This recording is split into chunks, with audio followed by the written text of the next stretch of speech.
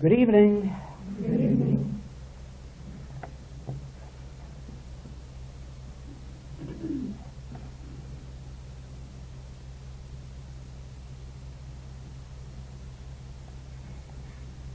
This is meant to be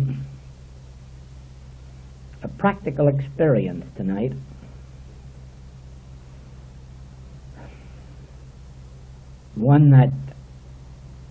An experience that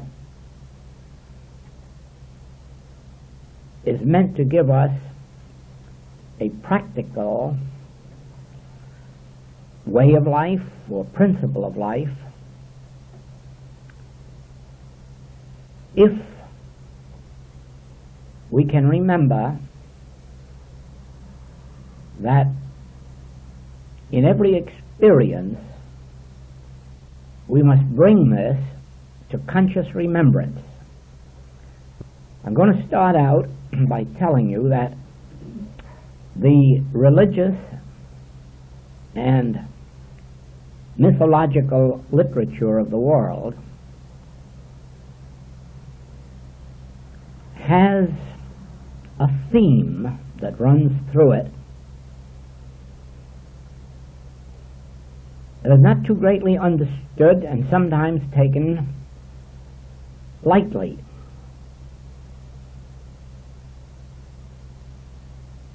In the religious literature, I refer to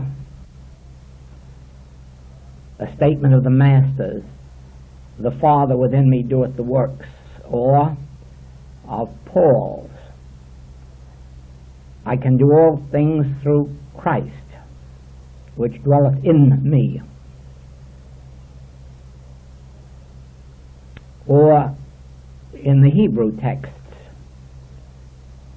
"There is a spirit in man."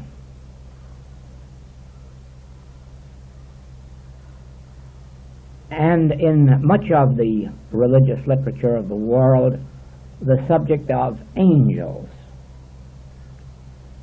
or a presence. All of these things refer to just one thing, and it makes no difference whether you find this in the Hebrew religion, the Christian, the Buddhist, or any other.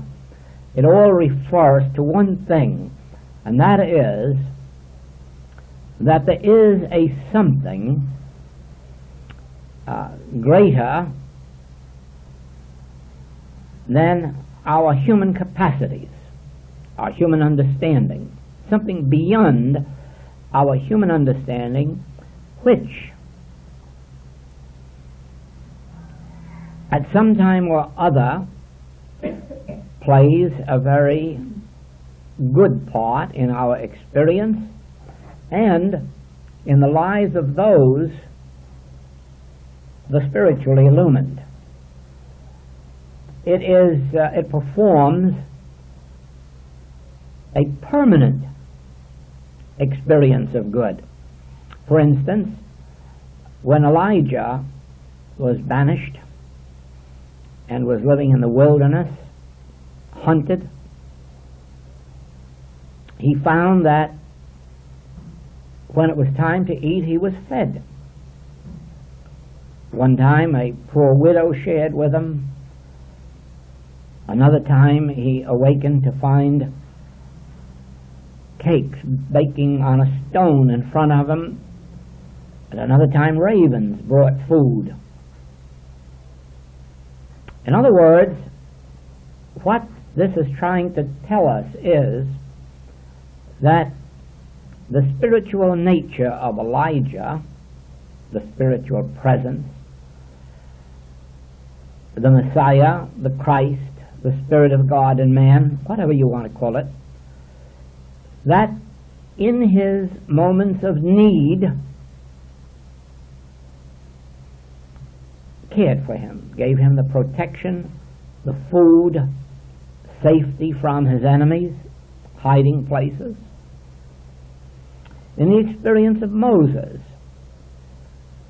we find that whatever the spiritual experience was that Moses had on the mountaintop, that later, when he was leading the Hebrews out of Egypt, that when he needed it, there was a cloud by day, a pillar of fire by night, that surrounded him and his people and protected them from the enemy. That manna fell from the sky. The Red Sea opened. Whether it was a literal experience or symbolic makes no difference. It was an experience in which something of a more than human nature performed this miracle of safety, security, feeding.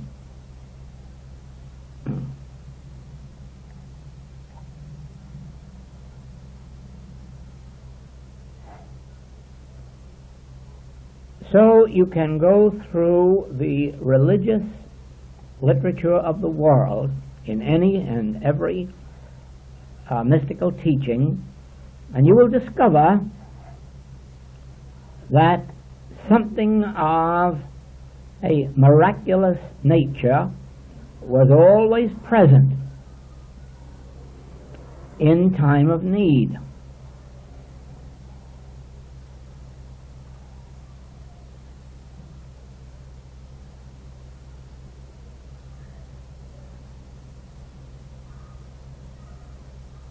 Eventually, there built up a religious teaching that gave us not only the promise of this presence of something divine, but there sprung up also another presence, the devil, Satan, evil, the angel of death,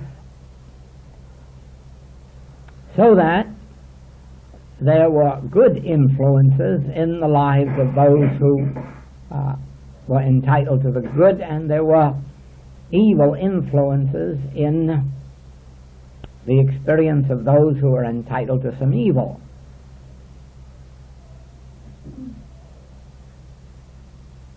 This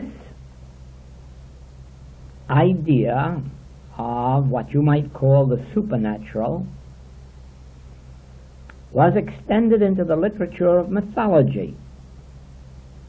And here is where you perhaps find angels as much as you do in the religious world, but you find another group as well. In Hawaiian mythology you have the Menehunis, who were always out doing some good things for the people that they humanly could not have done for themselves. And the Irish have their little Irish Menehunis. The Norwegians, the Nordics, all have their angels of one kind or another. And you find in the folk literature of ancients always this something or other that is a protective influence in the experience of the pioneers of the early people. Now,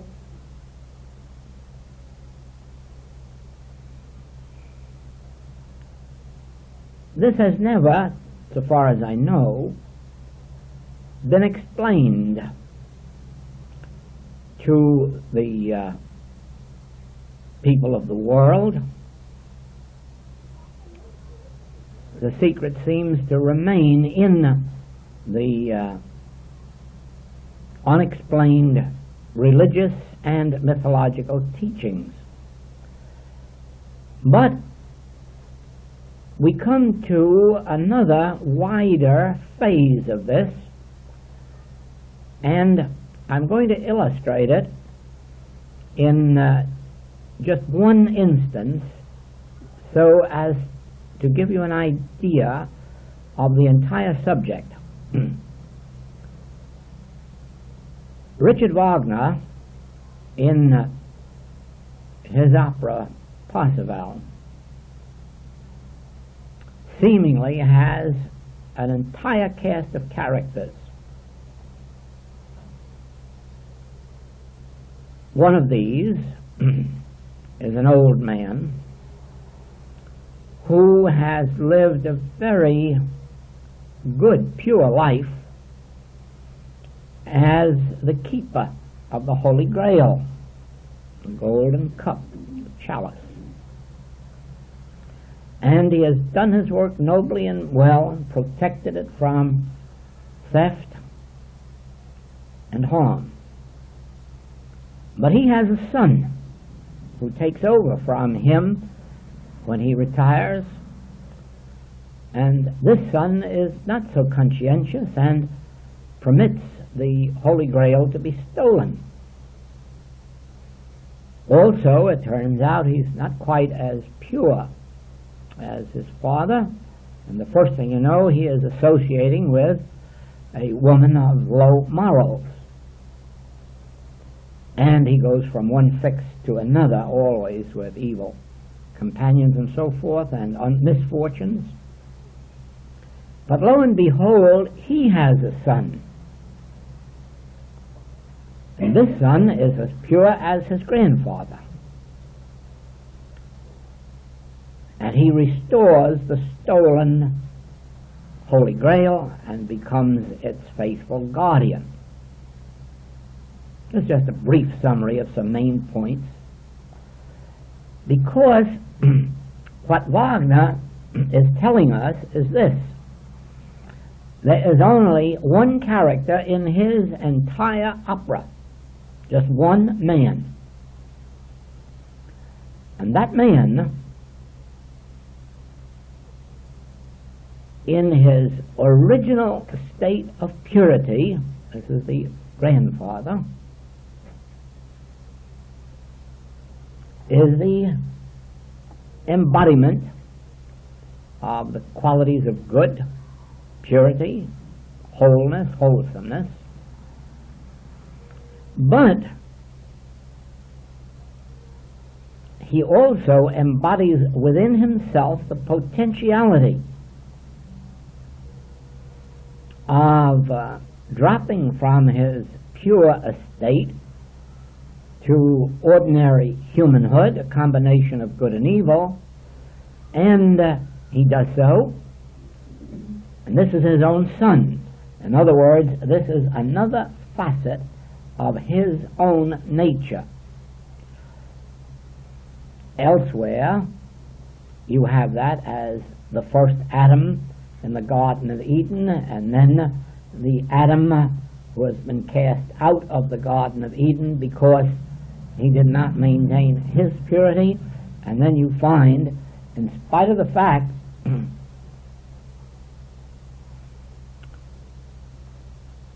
of the human impossibility of it, he has two sons who fight each other with qualities of good and evil, all of which also is to bring forth the fact that this one man Adam, the first Adam and the last Adam, are the same Adam in different states of consciousness. Now, in Parsifal, as soon as the human qualities appear, you have not only the carelessness that results in the theft of the Holy Grail, you have not only the individual untrue to his trust, but then you have him even sinking lower and associating with people of low character, designated in this opera as an immoral woman. Now,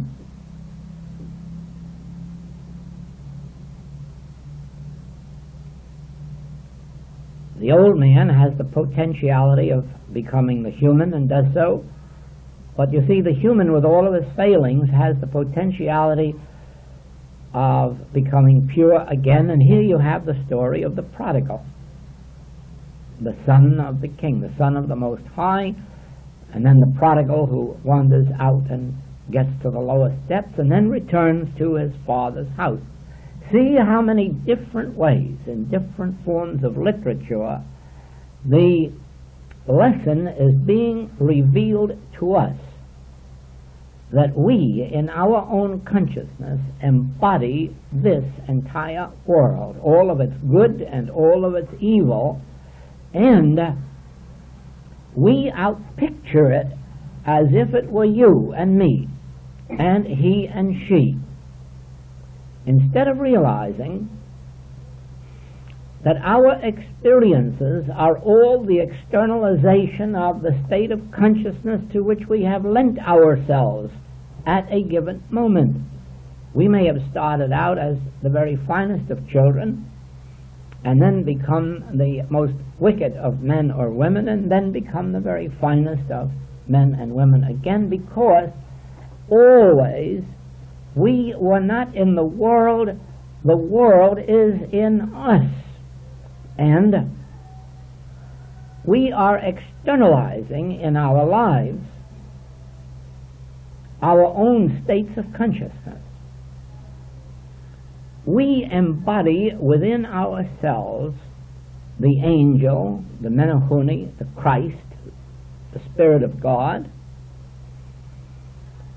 We also embody within ourselves the angel of death, of superstition, of ignorance, of fear.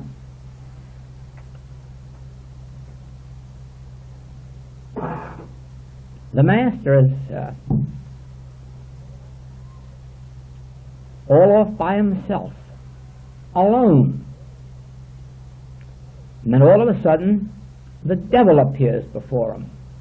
But you see, there was no devil there. He was alone in the wilderness. And the devil is an externalization of his own state of consciousness. It's what he is projecting, and he's not being tempted from outside. He's being tempted from inside. There may be 100,000 bank tellers in the country, and probably 5 of them are being tempted by the money in front of them, and none of the rest of them.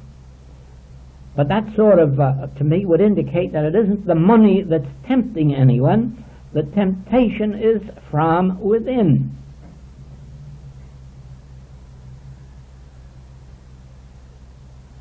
Of course, we are always projecting it, and we are saying, he tempted me, she tempted me, it tempted me. When you come to spiritual maturity, you realize how nonsensical that is. That nothing and no one has the power to tempt except whatever our own weakness may be. And in that direction, we fall. Or we put up a fight. And we're fighting the devil, or we're fighting Satan, or we're fighting, in this modern day, we don't say devil or Satan, we just say temptation.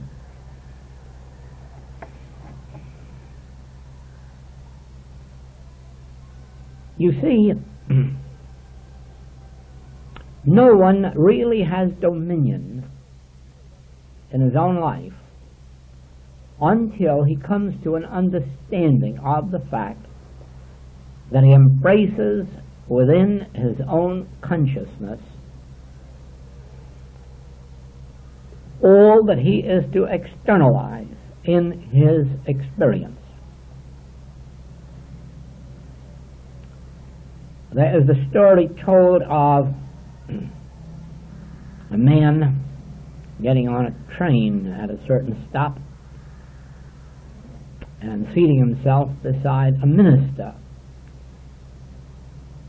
in the train. And as they came near to the next station, it was evident the minister was going to get off, and the man said, "Oh, do you live here in this town?" "Yes, I do." "Well, I'm thinking of coming here to live. What kind of a town is this? What kind of people do you have here?" looked at him and said, "Why, what kind of people do you have in the town that you have lived in?" "Oh," he said, "they're mean, they're bad, they're ugly."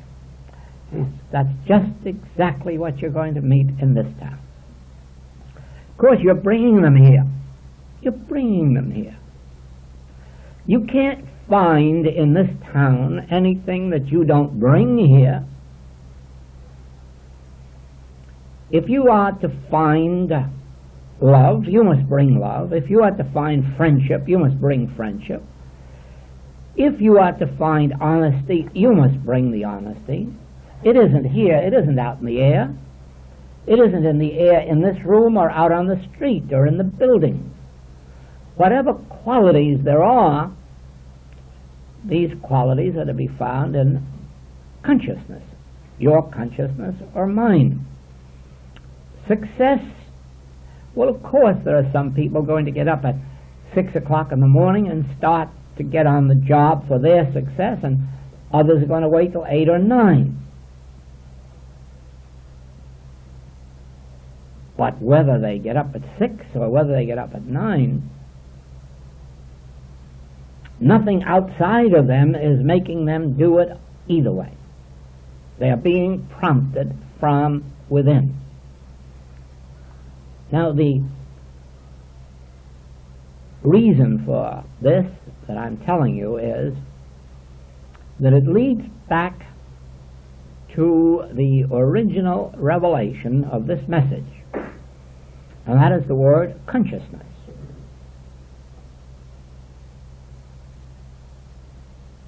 I embody in my consciousness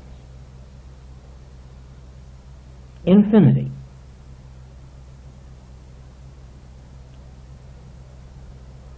Without knowing this, I lay myself open to being the victim of thoughts, ideas that I may pick up out of the atmosphere. Actually, not out of the atmosphere, but out of consciousness.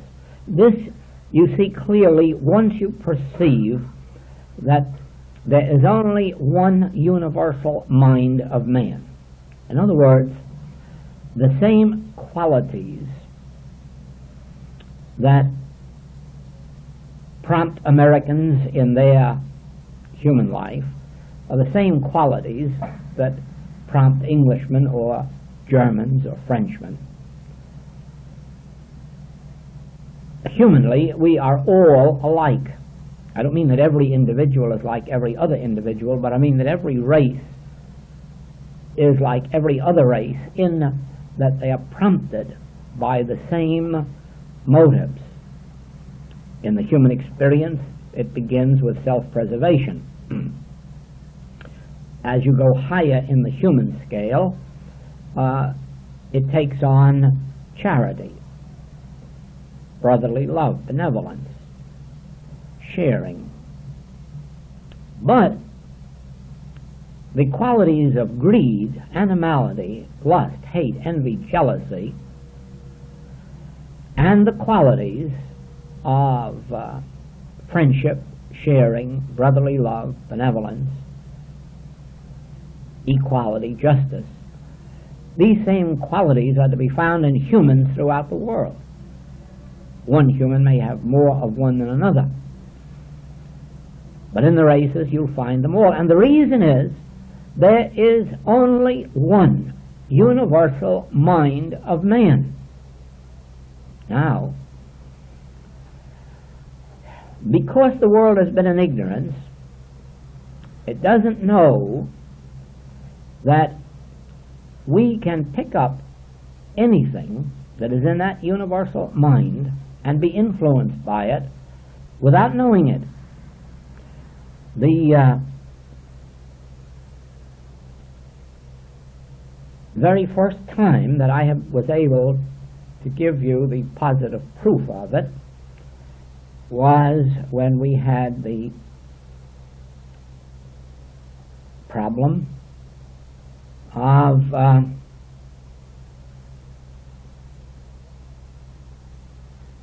subliminal advertising.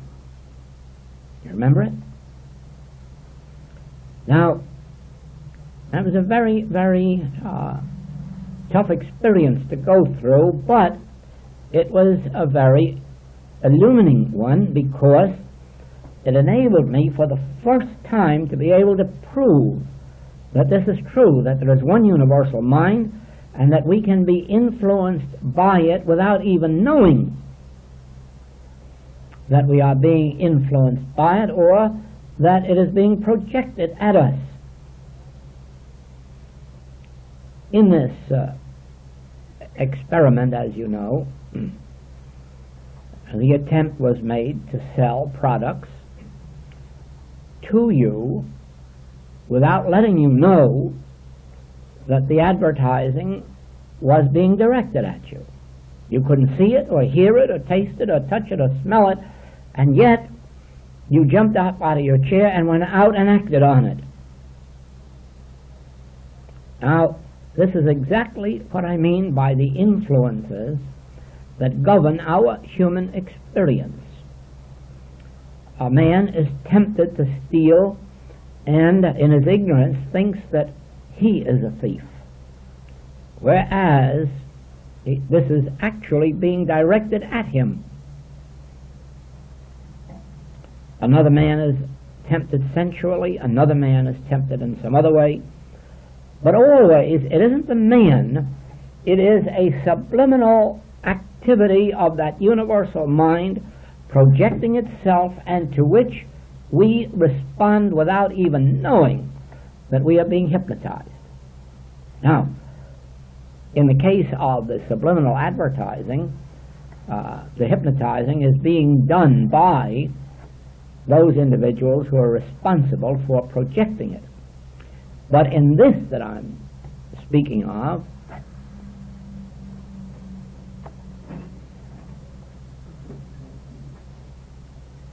it is not being projected from any personal standpoint or by any individual or group of individuals, but it is an activity of the universal mind projecting itself, and we respond at whatever level our temptation may be.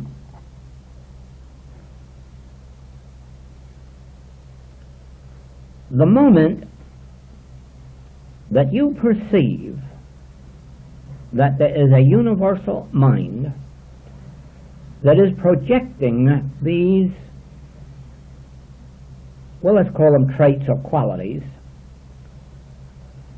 envy, jealousy, malice, greed, lust, false ambition. The moment you know that there is a universal mind projecting these, you can protect yourself by turning it off in the same way that you would switch off your telephone. You can just disconnect yourself from it in the recognition of it as what Paul called the carnal mind. In other words, this carnal mind, or the universal human mind, is not a power in the sense that it is God ordained, that it has a law behind it.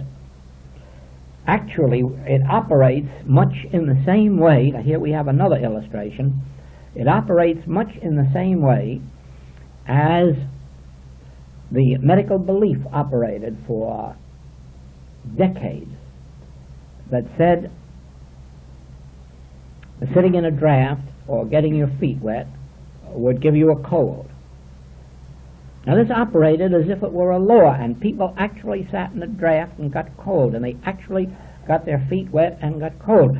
Whereas sitting in a draft or getting your feet wet is absolutely an impossibility as a cause of cold.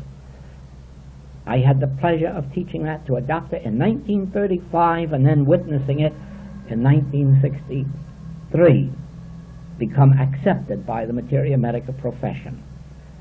Now, actually, though, it did operate to give many people colds, yet it had no such power. Its only power was the power of universal acceptance. Probably within 10 years from now, no one will ever again catch cold from sitting in a draft or getting their feet wet, because authority has removed the power from it and said, oh, it's ridiculous, it cannot be. Now, this is not the first experience of that kind in materia medica. 50 years ago, the medical textbooks on health, on mental diseases, gave two principal causes for the filled mental institutes. And there was only one reason that women occupied mental institutes, and that was menopause. That had all of the mental institutes filled with women. Now, there are no more women there because of that, because it has been discovered that menopause is not menopause, what is it? Is it menopause yet? Menopause. Menopause is not the cause of insanity. This is a medical law today, and because it's a medical law today, we no longer have women in mental institutes through menopause. In other words, the belief operating in the universal mind really operated as a law, as long as people were ignorant of the fact that it wasn't a law. Now that they know it isn't a law, it doesn't operate anymore. So, individually, anyone who comes to the realization that the operation of this universal mind of man is not a law and does not function as law, begins to set them free from its operation, and bit by bit it begins to disappear, because an externalized condition is maintained by the belief that is supporting it. Remove the belief that is supporting it and you have no more externalized condition. It is like a picture on the screen. Remove your film and you have no more picture on the screen. Remove the picture from mind, that is the picture of law, and you immediately begin to lose the externalized picture. So it is then that the moment that you realize that from a human standpoint that you are an antenna for the universal human mind or carnal mind, and take dominion by understanding that all of these so-called laws that no longer operate as law, that these laws are not law, and you begin to nullify them in your experience.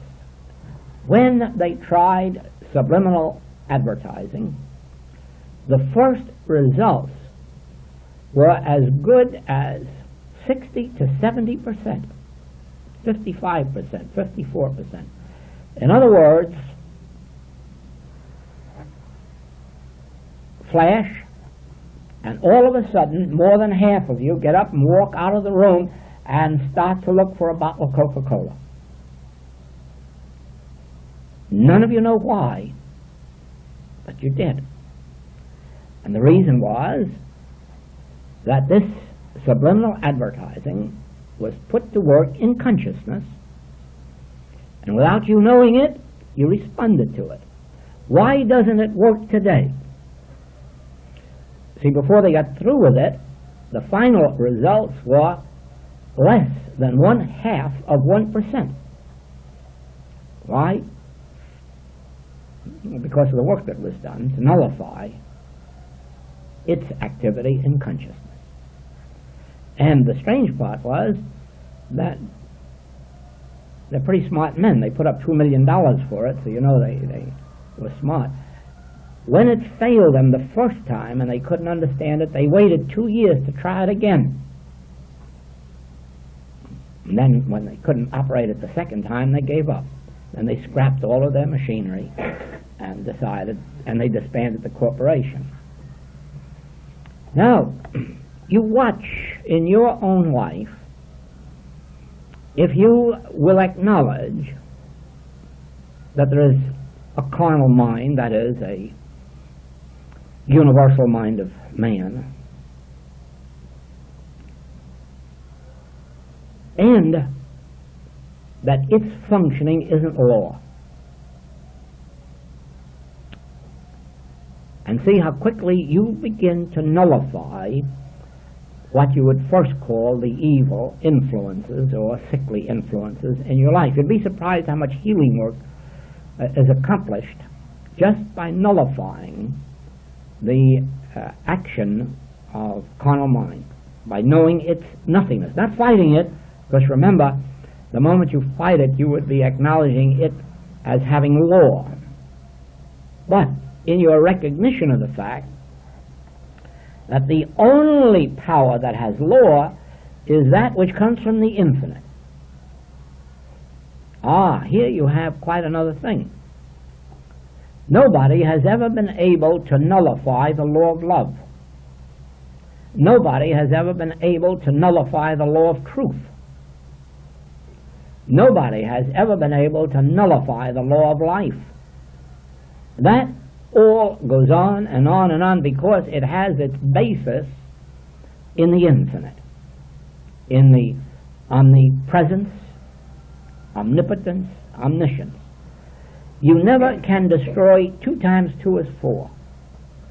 You never can destroy H2O as water. You never can destroy anything that has the law of infinity behind it. You can never destroy the law of like begets like. When you plant apples, you just cannot get any other fruit than apples, and you can't get vegetables. It has to be apples. You cannot change that law. Yes, you can combine 2 fruits and get a combination of 2 fruits, but then you're proving the law of like begetting like, because whatever you put in has to come out. But you cannot nullify a law of life. You cannot nullify truth. You can't change truth. No matter what kind of mental manipulation you do, you cannot change truth. You can't alter it. You can't destroy it. And so you will discover then that in proportion as you consciously nullify the effects of the universal mind, you make yourself subject to infinity, that is, the divine consciousness. And then you are the antenna, the outlet, and the inlet to good. Emerson used the word mind for this because he used a literal translation of Sanskrit. Actually, the word he should have used would have been consciousness. He said there is only one mind, and every man is an inlet to and an outlet for that mind, and nothing but that mind. Now, had he meant the word mind, it would have left man hopeless, because mind is both good and evil, contains both good and evil. Therefore, man would always have been subject to both good and evil. But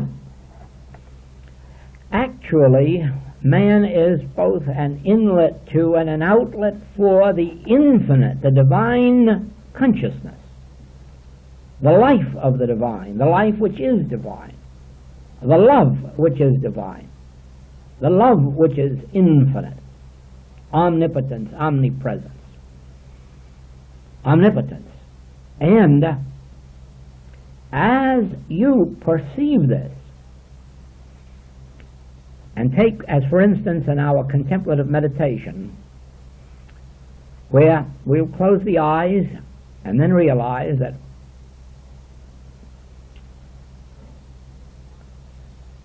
We take our passage. I stand at the door and knock. I, God. All right, here we are.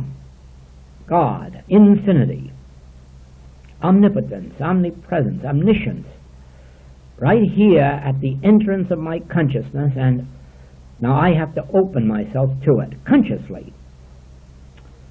Speak, Lord, thy servant heareth.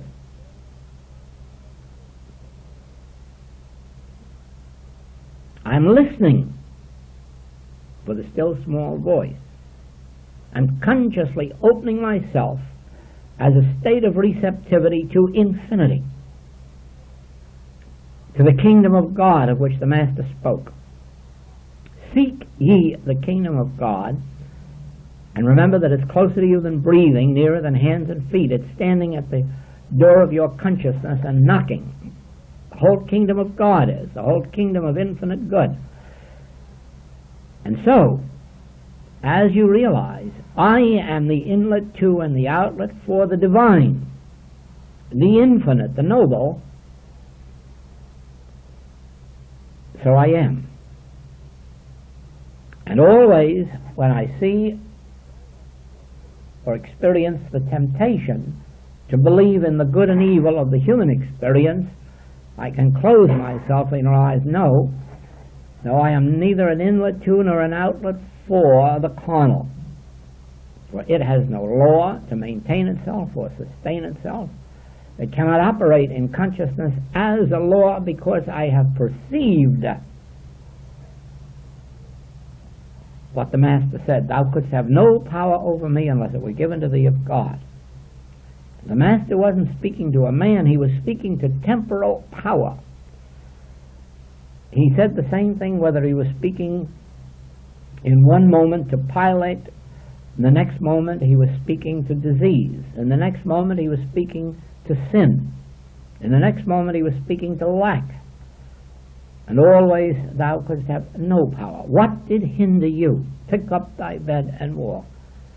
Thou couldst have no power. In other words, the carnal does not have the law of God to sustain it. It does not have the law of the infinite to sustain it. And as long as I do not fight evil, but merely know this truth, be consciously aware of the fact that all of these subliminal perceptions, subliminal hypnotisms, are not power.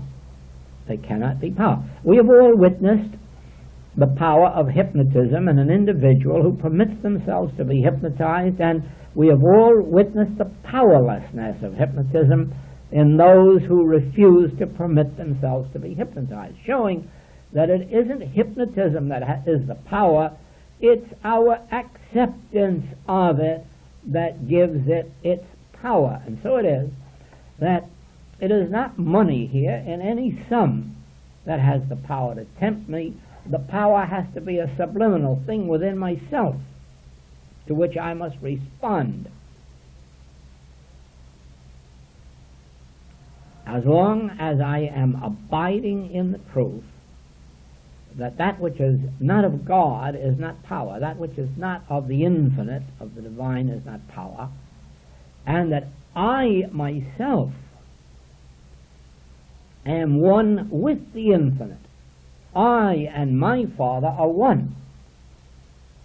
All that the Father hath is mine. Now I am lifting myself above the subliminal. Now I am lifting myself above the hypnotism of the senses and knowing the truth. I and my Father are one. All that the Father has, and nothing except that which is of the Father is mine. No weapon that is formed against thee shall prosper. You see, the world has been repeating this and succumbing to evil at the same time, not knowing that the statement was addressed to a thee, a certain thee, the thee that dwelleth in the secret place of the Most High. That is the one to whom no evil comes nigh their dwelling place. That is the one against whom no weapon that is formed cannot. The one who dwells in the conscious realization of I and my Father are one. I am an inlet to and an outlet for the infinite, the divine, and none of these universal so-called laws are laws. Therefore, they are not operative in me, on me, or through me. Do you see that it is just as much an activity of an individual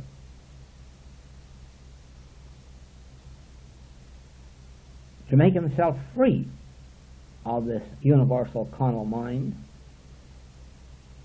and to make himself consciously one with the infinite, as it is for an individual to decide to be a success in life in whatever his field may be. Unfortunately, at the present time, and it's only a temporary situation, our children are misled by the false teachings of psychology that would have you believe that if they're born in the ghetto, they're doomed. There's just no hope for them. Well, that's that. That's where they came from, and they're influenced by that, and so forth and so on. It isn't true now any more than it ever has been true, because there never has been a time in the history of the world where individuals who had it within themselves to succeed didn't succeed. And that was true in every land. True in some countries, fewer, because it took more to accomplish it. In this land, it's never been difficult for anybody that was imbued with the desire to make good. There's always been the outlet there, and it didn't make any difference whether he was born on the wrong side of the track or brought up there or what his youthful influences were. There is always something in a man to make him rise. And there we come back again to the angel, to the Menahuni, to the Christ, call it what you will. Every one of us has a something within us that enables us to rise above the limitations of our humanhood.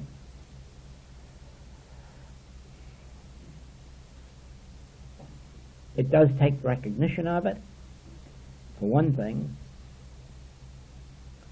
Sometimes it takes stick-to-itiveness. Even after we've learned it, we don't fight hard enough to maintain it. But the fact of the matter is that we all have that spirit in us.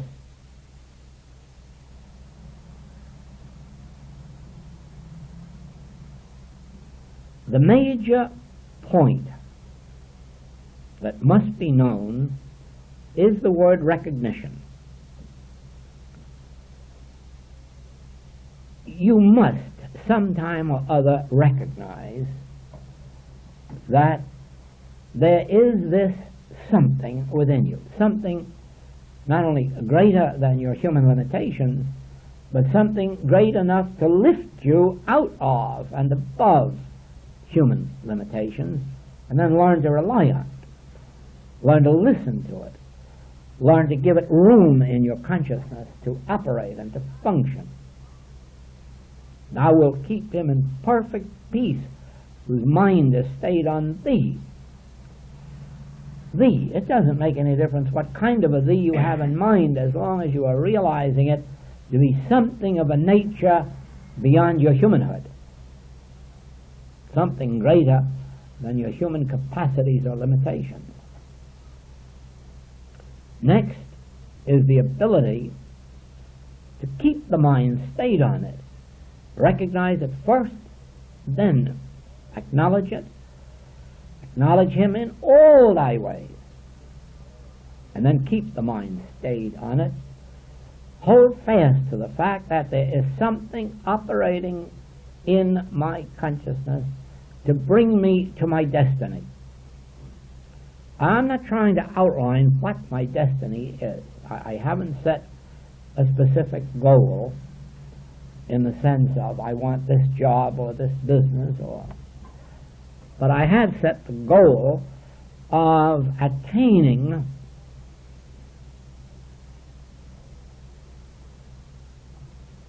whatever it is that my destiny is. To me, of course, it is clear, and I hope in your moments of contemplative meditation you'll think about this.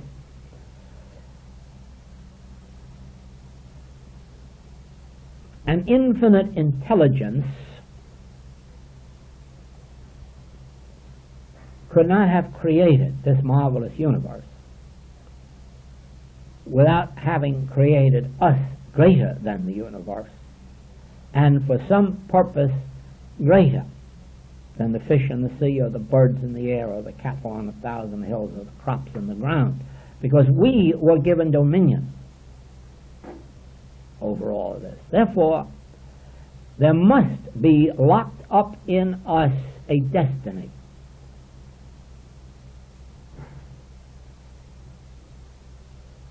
The creative intelligence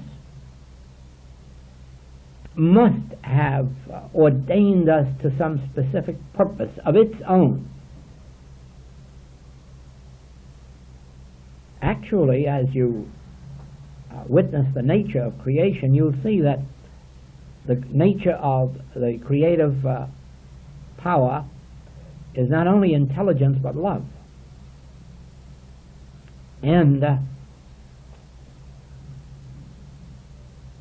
just as you notice how it brings the birds north and south in their seasons, just as it grows heavy fur on animals in heavy winters and light fur in light winters, so you'll notice that the nature of it is intelligence and love. Now, the human race has not been subject to that. It has not been the recipient of that intelligence or that love. And that is why for these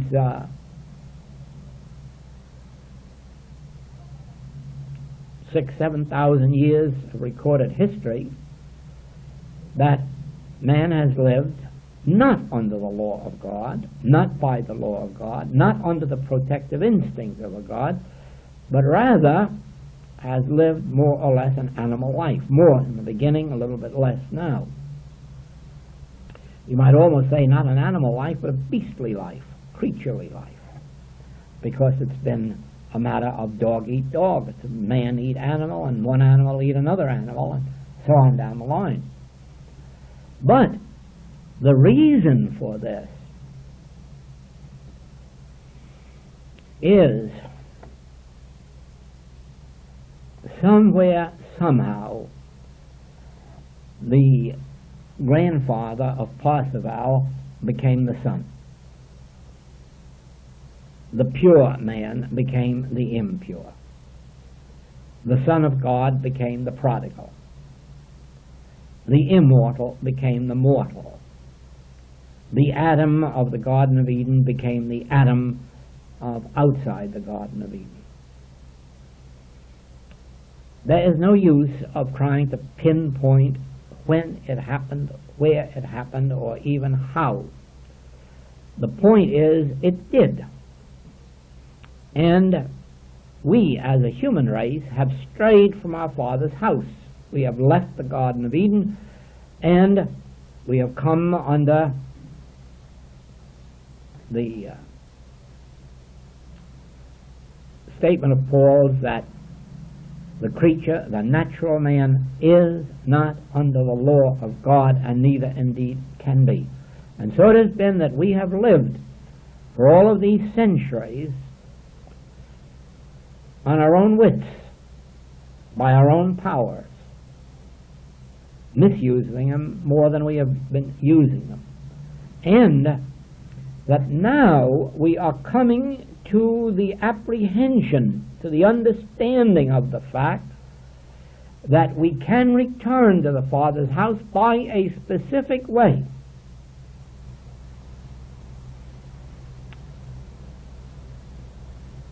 First, there must be the recognition that our humanhood has been the direct result of this subliminal action of the universal human mind. That which in our work we call hypnotism, mesmerism, suggestion, malpractice. Not as if from one individual to another, but out of this universal carnal mind.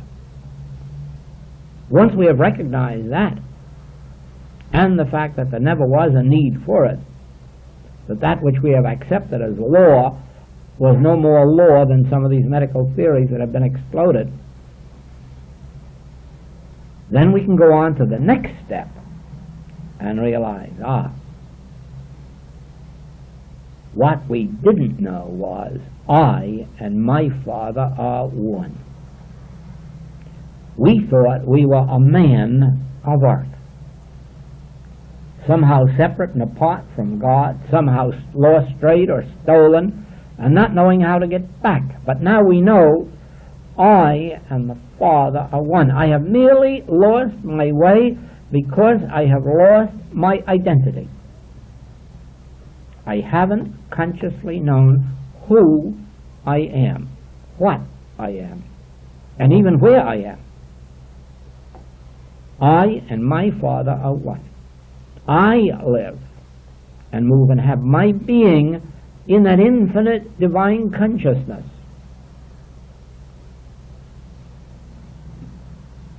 I am under the law of infinite good.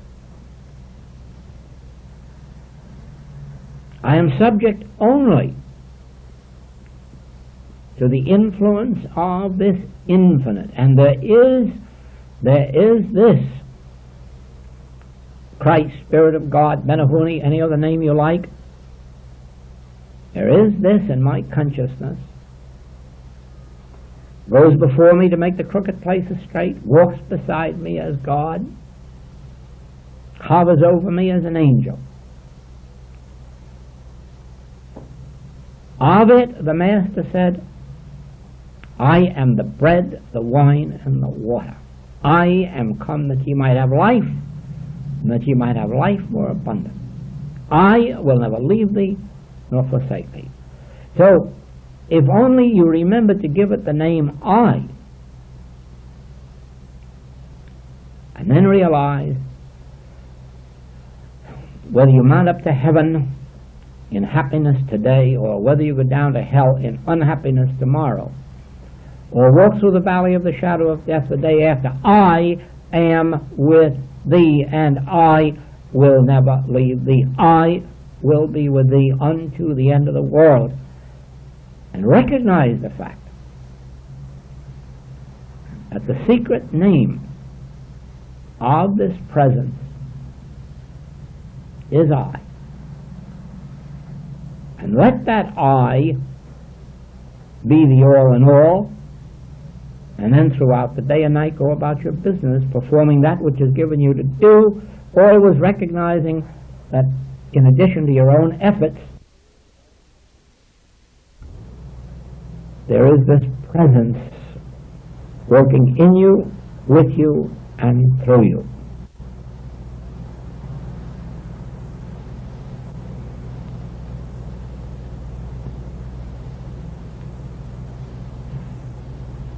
I, in the midst of thee, am mighty. Thank you.